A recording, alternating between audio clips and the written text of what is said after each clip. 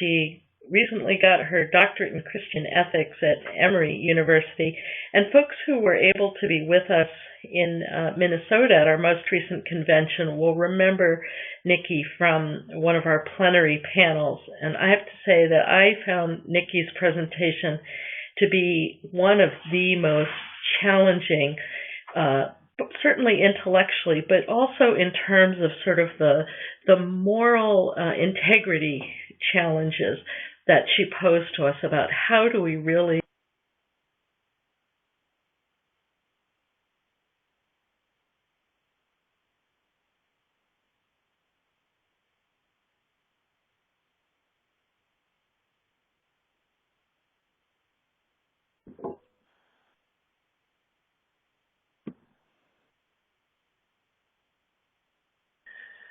Hey, folks, I'm wondering if we lost Marianne. She's frozen in time here, so her connection may have been lost. I don't know if others have had the same trouble. Nikki, do you have the same trouble too? Yes. Going to unmute you, Nikki.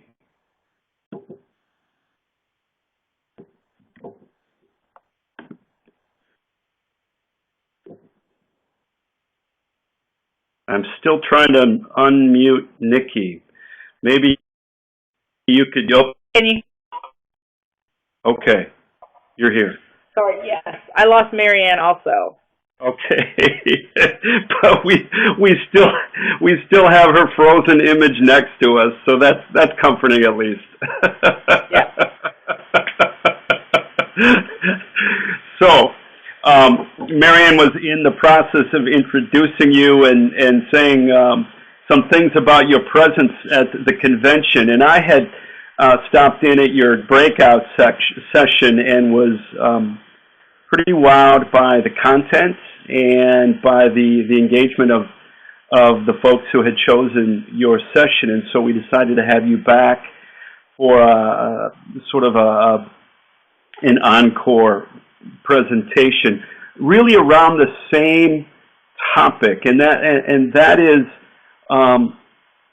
do we have stories to tell, whether they be our own stories of experiences in our own life, or the stories of others, or the experiences, the moments of others that have greatly impacted us. Are those stories worth telling? And I want to back up here a minute, Nikki, because you know, when I hear myself talk or I hear others talk about telling our stories, you know, I hear the progressive Christian theologian talking here, and I'm not so sure that's the language most people speak. It's like, tell my story? What do you mean by that? And why? I mean, why would anybody be interested, including myself? So say a little bit about what is meant by telling our stories and why we would do it. Well, I think a few things are meant by storytelling. Well, on the one hand, narratives or expositions about ourselves can be really strong and ethical ways of choosing to engage, right? So as a way of sharing who we are and thinking about who we are in the context of our own environment, you know, storytelling is a pretty good tool. I was listening to or watching a TED Talk by Brene Brown a few weeks ago, and my friend sent me a video, and she self-described as a researcher storyteller. And basically she talks about how she learned about her own vulnerability and courage and shame and those sort of concepts by thinking through and sharing her stories with therapists and friends and family members, right? But that it became a tool, like a resource for her to do some significant self-discovery. And the process of doing that meant that people who were engaging with her were also building skills of listening and offering a kind of mutual respect and charity and compassion, you know, as virtues to their interaction. So one part of the answer. The other part is, as faithful people, right, we live in a tradition of story sharing and storytelling, right? I mean, our sacred text is filled with a series of stories. It's a faith story, is what it is. It's not a history, not necessarily an analysis all the time, though we use it in that way sometimes. But it's a faith story, right? We use it as a way to make meaning of our experiences within the context that we're living. And we also use stories to make meaning about divine things, or things that that seem outside of our experience, right? So, and in addition, you have historians tell stories, right? Teachers tell stories, students tell stories. People use stories as a way of understanding who they are in the context of the world they live. Do you think we're good at it, generally speaking, telling stories? I mean, they were very good at it in Jewish Hebraic times and in the first century. Oral history was all that people had for the most part. And I'm sort of pushing the envelope here, wondering if we've sort of lost the art of telling stories, whether they be, sort of snippets of our own, snapshots of our own life experience or of others. Do you think it's a lost art and something that sort of needs to be cultivated, or at least maybe we're to be told we should, given permission to tell our stories? I mean, a lot of us think, what do I have to tell? What's meaningful, in my life that's worth telling others? Well, two things. One, I do think sometimes storytelling becomes a lost art. I mean, look at the way that media works, or television in particular works. The sorts of stories that are told there are sensationalized, right? So we get a snippet of people's lives as a way to communicate something that might be untoward, or something that's just too dramatic for us to sort of have in regular conversation. So that's one thing. But the other thing is for us to distinguish between storytelling and historicizing, right? So I think what we learn to do over time is to create histories based on oppression and, people who win in history and people who lose. And so the ways that we shape stories have to do with redacting what happened in history, right? We sort of explain why things look the way they look, or we try to make sense of a particular reality of oppression that we're trying to get away from. So when we separate that kind of historicizing from storytelling, which is about thinking through the resources that we have as individuals and as communities, the experiences that our ancestors or we have had that have helped us in a variety of situations become better people, those are the things that I think that we still have some skills at doing, right? And we employ those skills sometimes in small communities, sometimes in religious spaces, often in religious spaces. And we use them, I think, to illustrate some difficulties that we have, and also moments of creativity and resilience. So I'm not going to lean into that it's a lost art, but I am going to say sometimes storytelling gets mixed up with unfortunate historicizing and sensationalizing. Yeah.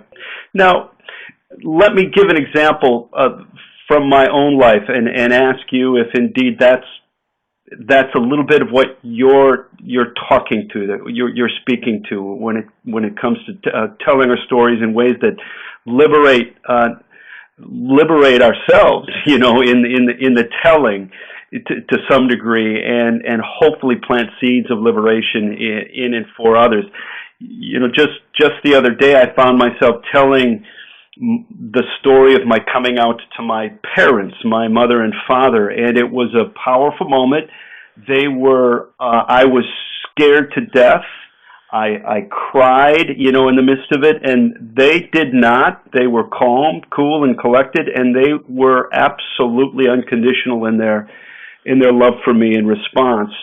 and there's some details of that story I won't go into, but I tell that story as a way of sort of painting the face of God, that in that moment, in my coming out to my parents, I realized in a visceral way that this is who God is. This is the God we say loves unconditionally, and I had a taste of that when my parents offered their great love, in my coming out. Is that a little bit about what we're talking about here? Absolutely. It's absolutely what we're talking about. The notion that you are able to communicate your understanding of your divine, your relationship to God, and also that you're able to communicate your parents' illustration of the love that God wants for us and our family and our parents, right? So I think... And I would say that when you talk about how telling our stories is self-liberating, I know that to be true from that experience. In telling that story, I constantly find myself falling in love again with God. So right. it makes sense to me. Yeah. And, telling stories and telling our own stories in that way is a way of validating our experience, right? So that you have, in sharing the story about coming out and actually sharing coming out with your parents, have made an effort to claim your experience as real and to claim it as necessary to be included in sort of the larger narrative of your family, right? So instead of allowing yourself and your experiences to go under erasure, you use story, both in coming out and also in sharing with us the coming out, you use story to sort of be recognized. And I think that's a really powerful way that stories can and ought to be used. They're sources for us to mine for other virtues in ourselves and other people. And virtues in the community. Like in my case as a Catholic, part of the reason to tell that story is to let people know that the narrative that often we hear from some of the hierarchy and from some of the doctrine is false doctrine. That in fact the support of those who love us for who we are and who we love is actually of God, and so it's a narrative that that hopes to sort of reform the church, i.e., the people of God, in a new truth and belief. So I'm glad that you bring that up, because one point that I wanted to make about storytelling is that it's also a way of challenging dominant narratives of oppression and subjugation of identities, right? So when you assert who you are or assert your experiences within a, let's say, marginalized community as something valid, what you do is push back against the notion that, A, these people don't exist, or that these people are morally abject, or that these people are not worthy of being within God's community or the beloved community, right? So storytelling in this way can now act as a kind of challenge to hegemonic notions or narratives about who the human community is. And in that way, it can bring up subjugated knowledges, right? It could say, we could use storytelling to pull back some information that has been pushed away from our communities, and say, hey, there's all sorts that we can learn from people, and lots that we can learn from this community that's been marginalized, that we want to, keep as a part of our history. So I think you're right to notice how we can sort of reshape or turn, subvert unfortunate narratives by telling our own story. Exactly.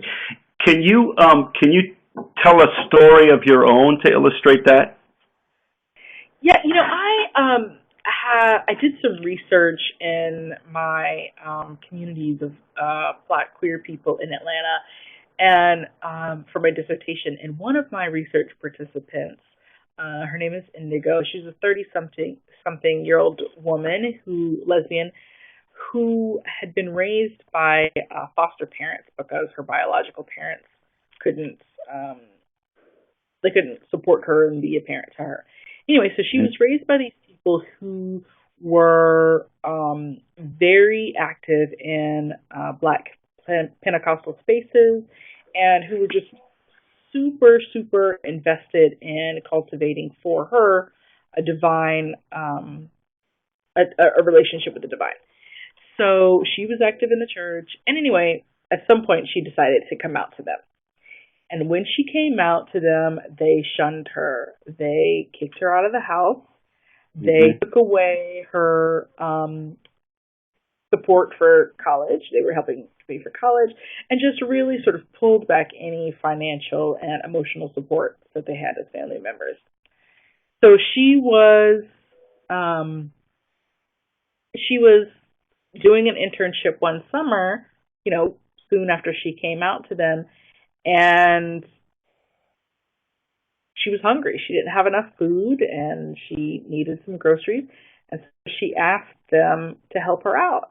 And they said, you know what, we're not going to give you any money, but we'll come up there and take you grocery shopping. So she said, all right. They came up. They drove about 4 hours up to where she was to take her grocery shopping.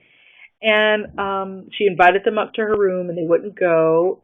And her sort of godmother said in that moment, you know what, we're going to take you, but before we leave, we need to talk. And so she started spouting things from the Bible, talking to her about how she was an abomination, and really just going on and on about how she owed God and that she wasn't acting properly in relation to her relationship to God. And so my research said, you know what, if Christianity hasn't taught me anything, I have been hungry. I've had things to eat. I've not had things to eat. I've had places to stay. I'll be okay.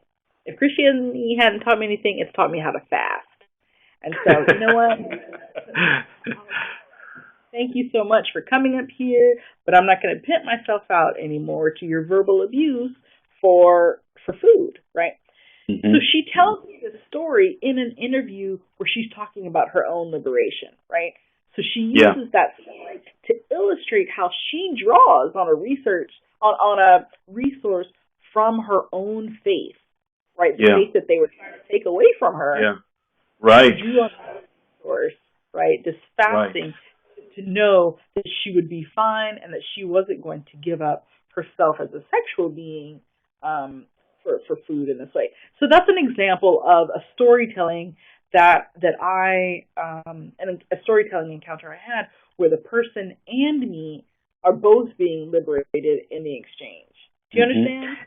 And it's another example of subverting the traditional narrative and making it one's own, right? So fasting, Christianity, this was the hammer that her foster parents used to beat over her head, and yet she subverted it by using the practice of fasting that she learned from her Christian faith. I love that.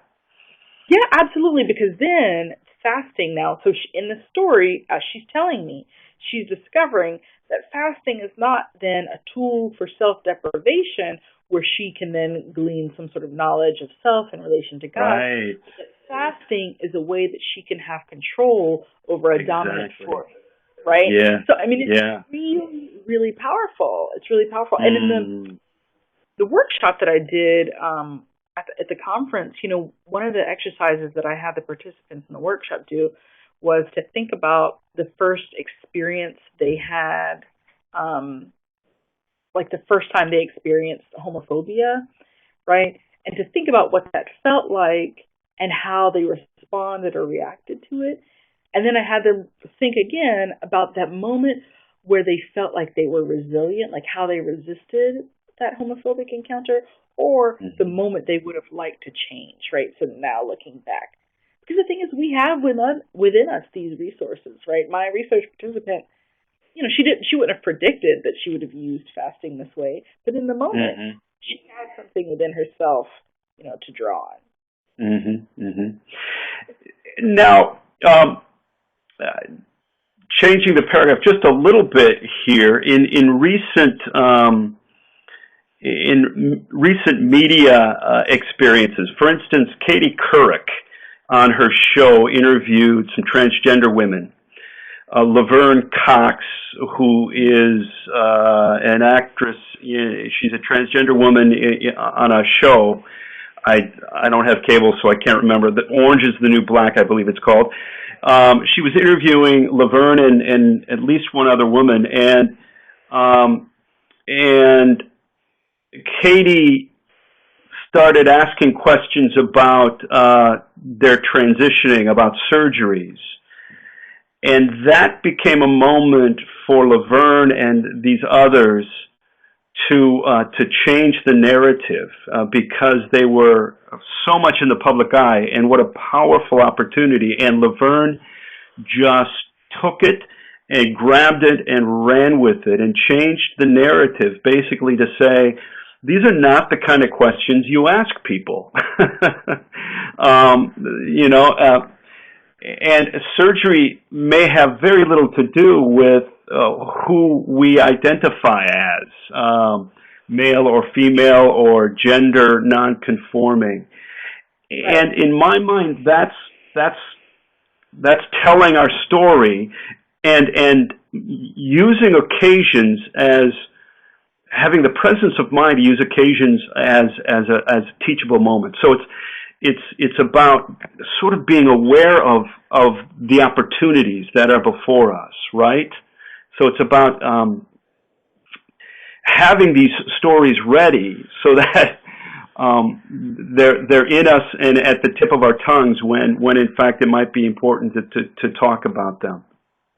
And it's also, I think, about recognizing when we are being signified upon, right? So Laverne Cox was very clear what was happening was they were reading a story onto her body that she didn't want or need them to read. Exactly. Right. Part of the work of telling our own stories is to recognize that there is absolutely power that people have in self-naming and self-iterating, right? So when I'm able to speak to you about me rather than to learn about me through your own lens, what we're talking about there is an interesting dynamic of power, and it's important for us to dismantle the kind of power structures that happen in a situation like Katie Couric's interview. Absolutely, because what she was doing was signifying on Laverne Cox's body something that Laverne wasn't offering.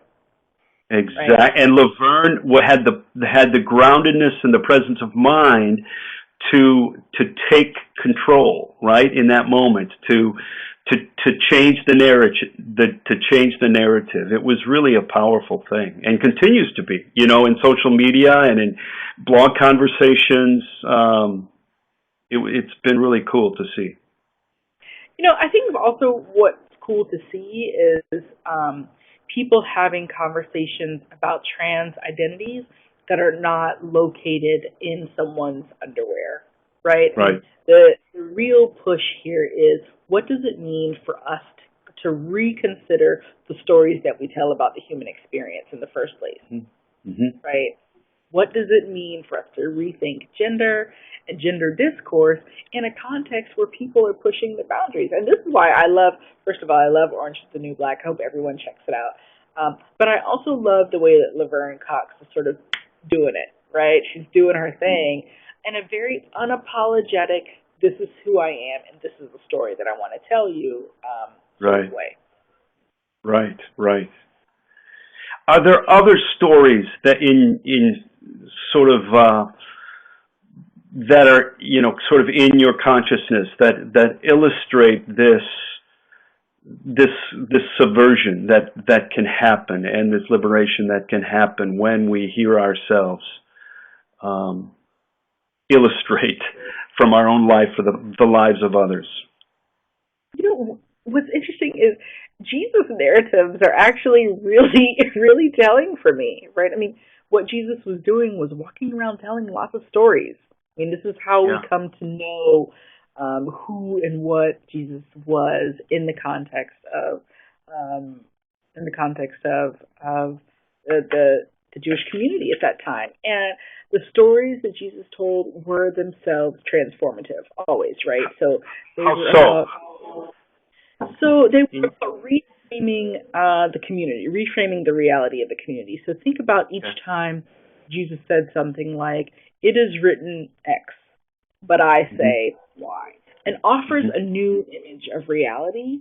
It's a kind of storytelling that draws on what is familiar within the community and proposes something different, right? So even when Jesus is saying something like, "It is said an eye for an eye, but I say turn the other cheek," for example, right? This reframing that's based on what it means to experience what we know to be an injustice and turn that injustice into something else is really powerful. It's absolutely powerful. Or something like the stories that we learn about Jesus. So forget Jesus telling stories like parables and whatnot.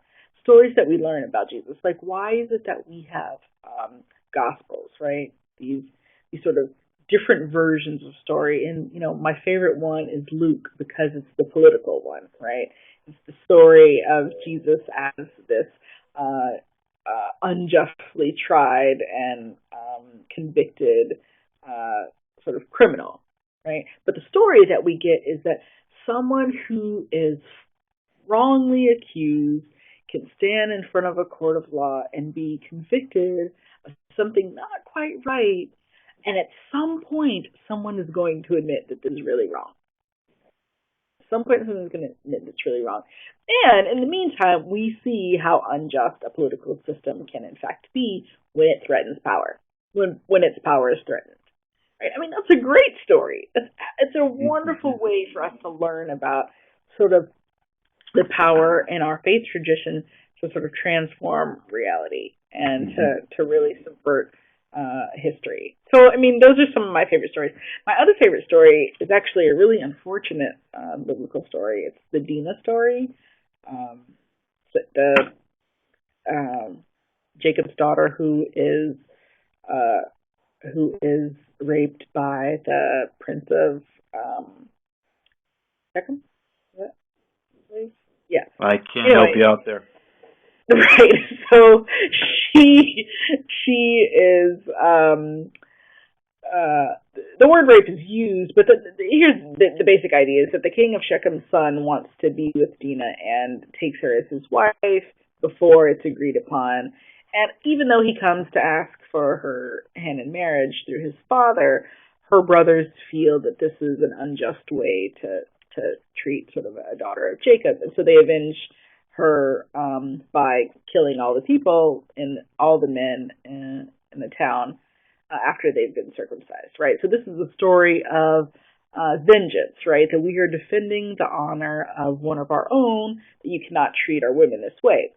But you can also retell that story in a really different way, right? What does it mean for a woman's body to become the means by which an entire set of people are annihilated? And what do we think about violence as a response in that way? Same can be for, I mean, I think about this over and over again. As an African American woman, one of the stories that I'm very familiar with in my faith community is the Exodus story, right? To be liberated from the Pharaoh, right? What it means for us to be released from bondage.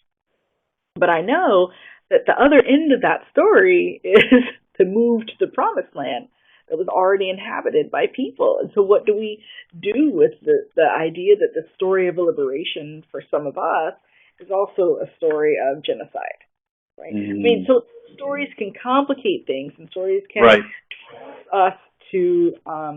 force us to confront the dissonance of human experience too. So all of those things are what I find quite liberating. You speak from a very there's this thing called liberation theology, and I'm sure most of our attendees are aware of. And you speak from that perspective. I love it. You speak from within the community that you have known, that you were formed in. I should say communities. And when you go to the scriptures, you read the scriptures in light of that experience, and that opens up the scriptures in very new ways, when people do that. I'm not very good at it, but it's wonderful that there are people who are good at that, because Well, I think to have a faithful relationship to our faith stories, right, and I mean to use those words back to back, means really listening to a variety of components from a variety of perspectives. And this is why storytelling and story listening is an ethical relationship, right? It's based on mutuality and a willingness to be open to the possibility of where the story takes us. The Exodus story doesn't only have to be about people being released from bondage, right? It can also be about struggle. It can also be about difficult decisions, what it means to confront genocide as a possibility, what it means to be chosen, what it means to be set, right?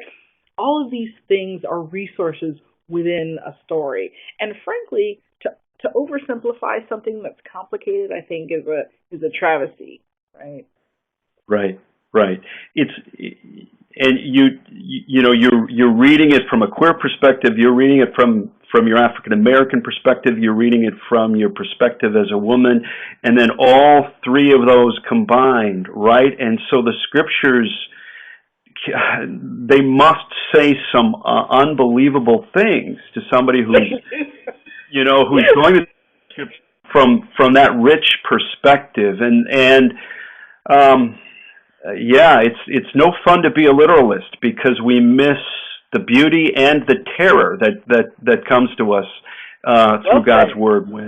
I have a question here from one of our attendees, Brian Kelly from San Diego. How does the story that the church has traditionally told about Jesus, who he was and what he accomplished, frame and affect the stories we tell about ourselves as LGBT believers? You want me to repeat that? Yeah, could you? How does the story that the church has traditionally told about Jesus, who he was and what he accomplished, frame and affect the stories we tell about ourselves as LGBT believers? I would sort of switch that around. How do the stories that we tell about ourselves as LGBT believers frame and affect what the church has traditionally told about Jesus, or change what the church has traditionally told about Jesus? Yeah, it's complicated. I like both versions of the question, actually. Here's the thing. I think Jesus was a radical revolutionary who was invested in social change. And the stories that we tell about Jesus can be versions that support this effort at social change as a divine kind of project, right? That we don't have within us as human beings the capacity to affect change in this way. Or they can be told, from a liberation perspective, that because Jesus did it, we not only have the capacity, but we have the vocation. We are called to make this change, right? So then thinking about Jesus as divine and human and witnessing, right? So attending to the story of Jesus' life, witnessing what Jesus did, I think calls us to the reality that making social change, especially in the face of injustice, is a vocation to which we are called. It is a sacred vocation, right? That because Jesus engaged in this work that was sacred and divine as a human, that we too are called to engage in social change, to transform realities, to call into existence something new, right? Something radical. That's what I think about, sort of what Jesus' stories can say to us. Now, in terms of what our stories say about Jesus, you know, I really get frustrated with how limiting we can be in projecting our stories onto divine history, right? Or projecting stories onto our larger theology, right? So who we are. How so? Well, How limited?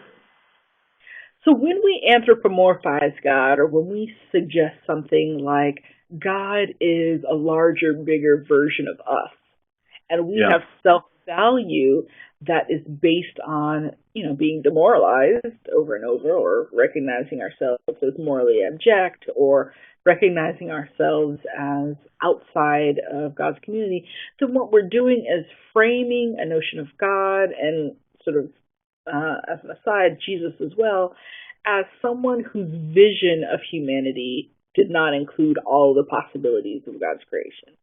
Right. Mm-hmm. And that, I just can't go with that.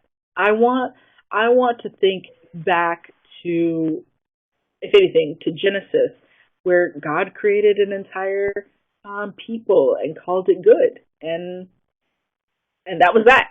That was that. Outside of gender, but that's a different conversation. We don't need to.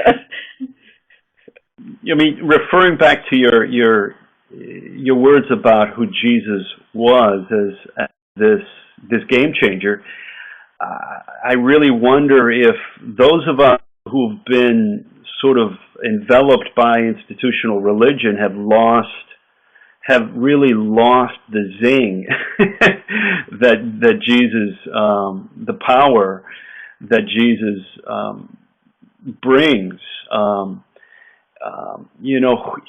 He was someone who turned the tables on a lot of people, including those that he loved, including those who followed him and those who were close to him, constantly subverting or trying to subvert their understanding of the way the world should work or the way the world was.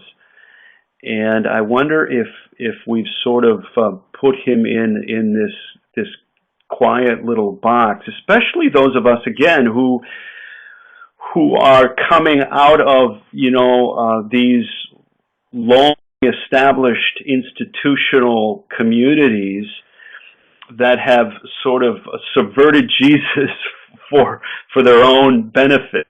Yeah. So. I mean, it's tough because Jesus is a paradox.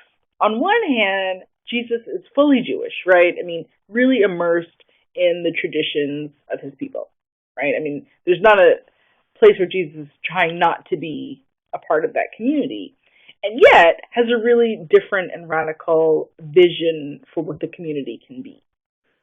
And I think that that's something that we have to contend with, right? What does it mean to live in and stand in tradition, and also challenge what that tradition sets up in terms of social structures, right?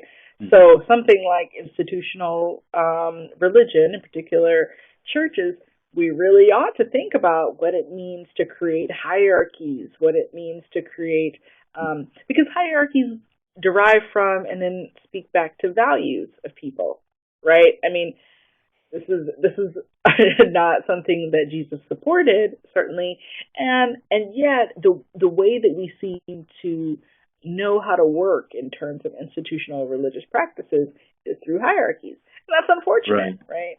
Right. We create between ourselves and our relationship with the divine through a kind of institutionalized inequality, and right. I don't suspect that that's right. Yeah. And I think the Pope, the new Pope, is trying to push back on that without throwing the baby that is the hierarchical structure out with the bathwater by saying, those who are ordained into the hierarchy, you've got to put on the mind of servant, that you are called to serve, to be among the least. But it's a hard gig, when you're ordained to this new status. I've got a question from Marianne Duddy Burke.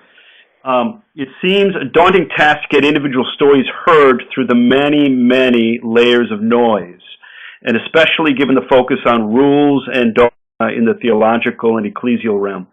How do we even begin to shift the locus of religious attention from doctrine to story?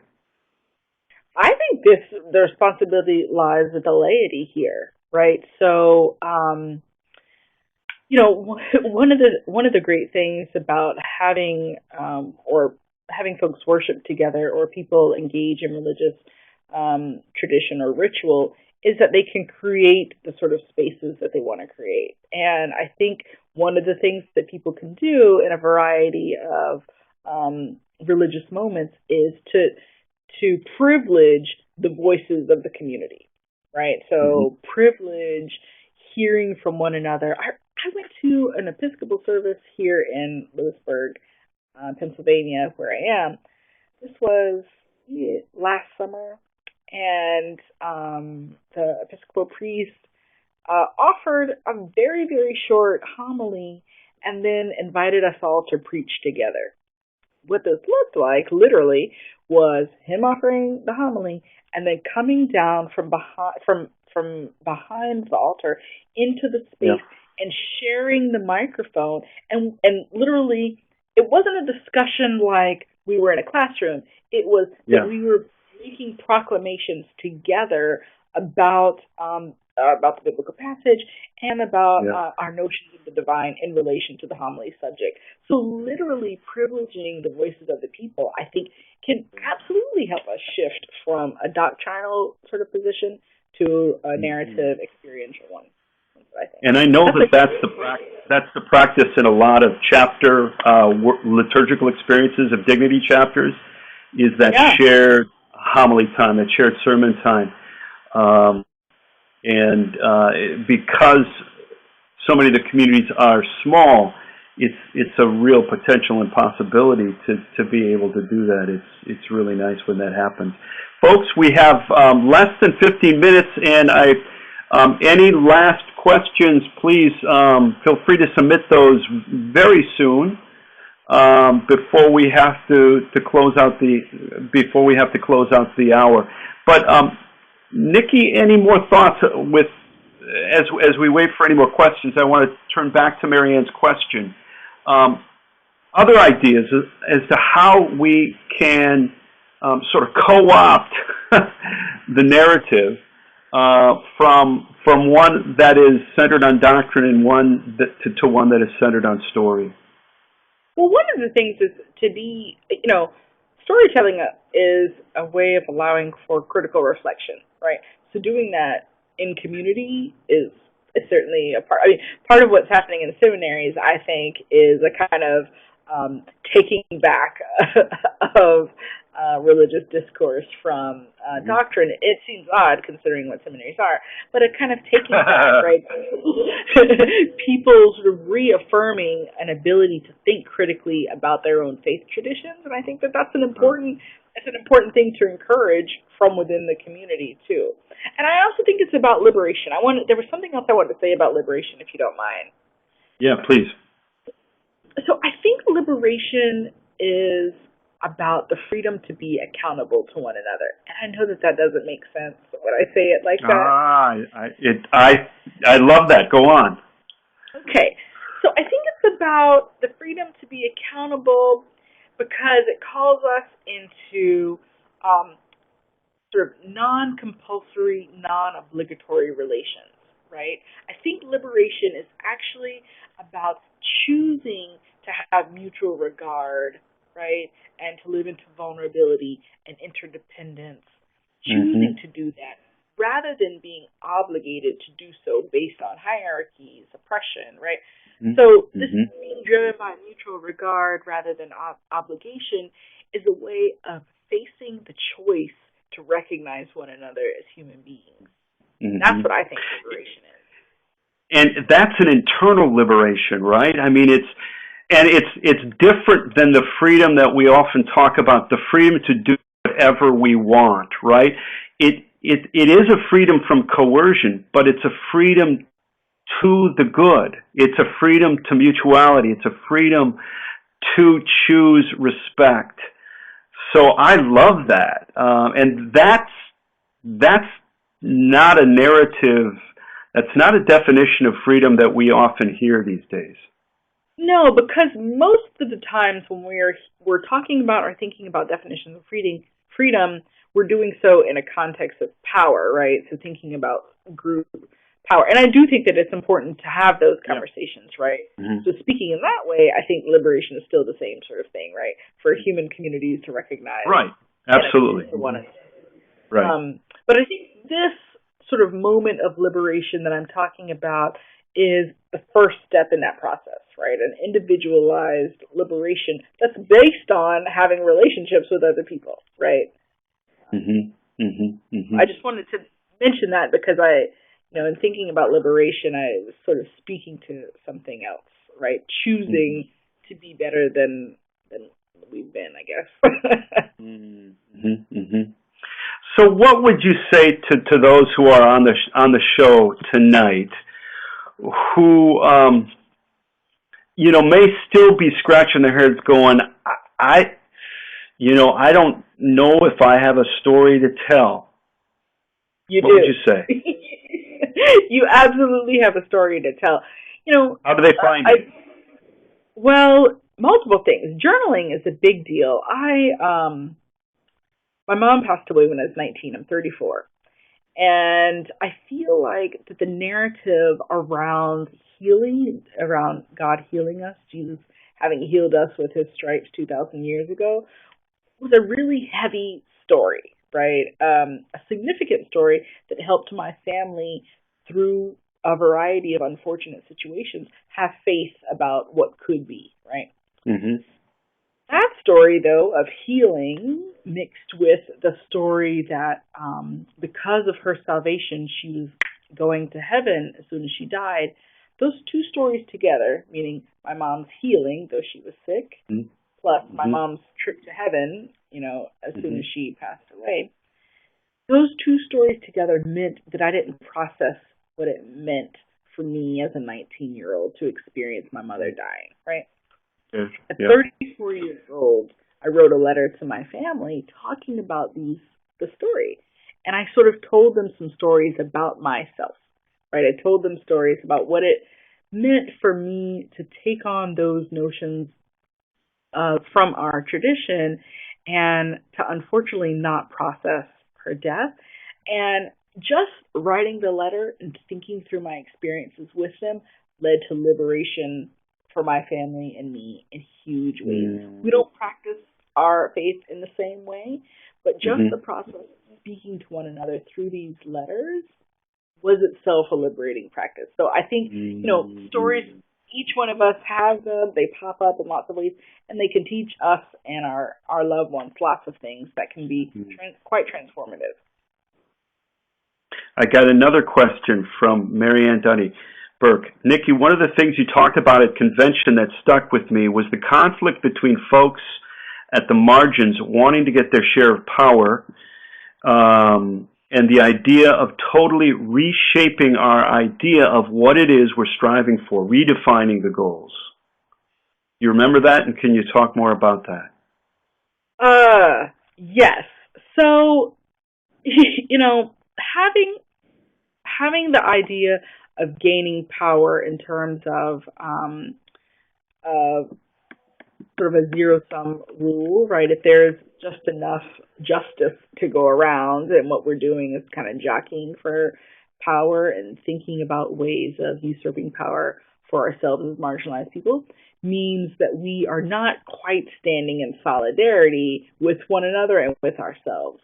And I was trying to offer a perspective about being in solidarity in communities that's based on an intersectional analysis, that I and you, while we're different, we have the similar goals of liberation. And me ignoring parts of your goals and you ignoring parts of my goals is limiting all of us, right?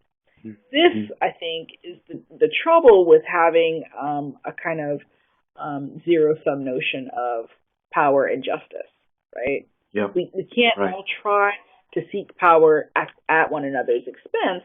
We need to think about what it really means to stand with our neighbors as we stand with ourselves. Is that helpful? Amen. I think you put that really well. Okay. And we have reached the end of our conversation here, and so Marianne, invite you to come back on. Hopefully you don't freeze on us again. We'll give you a try, but I've really appreciated this conversation. Thank you so much, Nikki, for being here tonight. Thank you for inviting me. This has been wonderful. I really enjoy being with Dignity every chance I get, so I'm really appreciative. Thank you.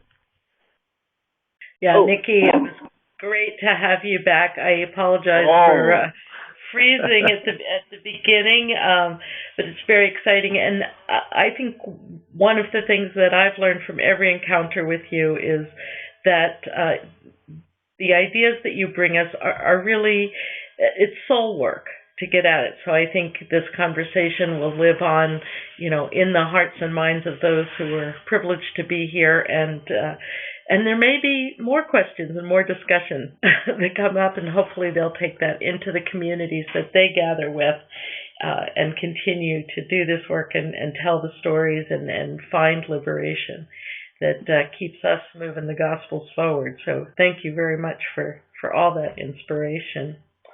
To everyone who is joining us tonight, a couple of quick requests.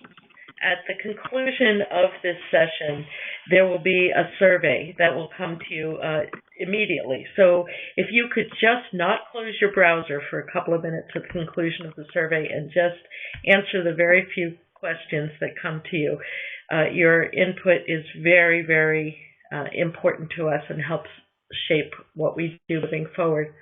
Also, this webinar has been recorded, and you will soon get a link to it. Please feel free to share this session with others you think would enjoy it.